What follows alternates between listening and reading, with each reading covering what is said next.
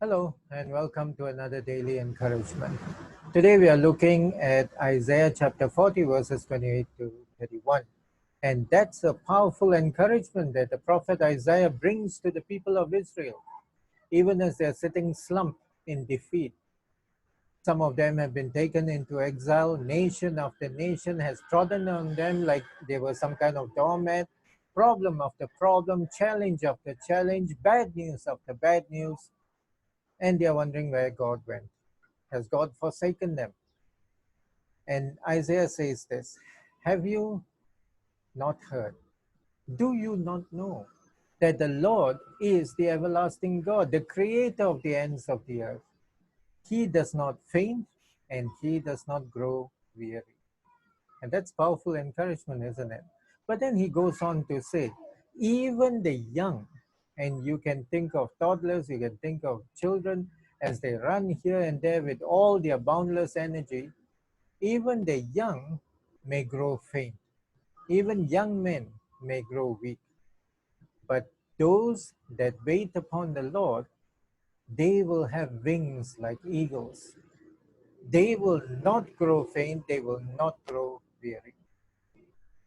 It's a very, very powerful word of encouragement, particularly if we have been hit by bad news after bad news, or if you feel that somehow all the challenges that come to us today are overwhelming you.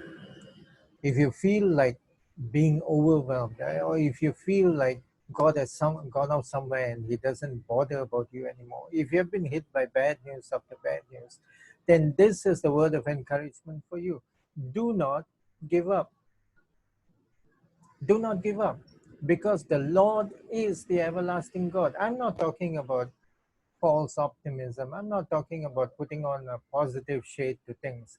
I'm talking about trusting the Lord who is God, the Lord in whom everything rests. There's a story of a young boy. His parents were migrants. The father was a migrant, and he came over from Italy to the US, and he started a bakery shop. It was called Carlos. And from an early age, about 6 years old, he has been going to this bakery shop and he has been smelling the smells of the bakery, watching his father work, putting out bread and cake and pastries. And as he was looking at all of this, he told his father, I'm going to be just like you one day. I'm going to make bread and make people happy. But the father told him, no, you're going to be better than me. You're going to go to college. Now, Buddy, along the way, he learned to make a lot of things. He learned to make cakes and breads and this and that. But there was one thing he could never master, and that was something called a lobster's tail. Not a real lobster, but a pastry that apparently the Italians in the neighborhood they really wanted this particular pastry. And the father could do it very well. So day after day, they had people coming into the bakery to ask for lobster's tail. That was the one thing that Buddy could not perfect.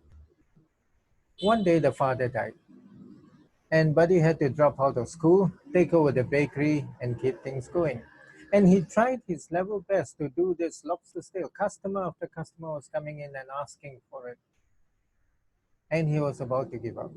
One night he prayed and he said, God, I'm going to give up, but I don't want to. I want to make my father proud. I want to keep this business running for him because he worked very hard. And I want to make the people around me happy, but I don't know what to do. And that night he had a dream. And in the dream, the father came and showed him how to make a lobster's tail.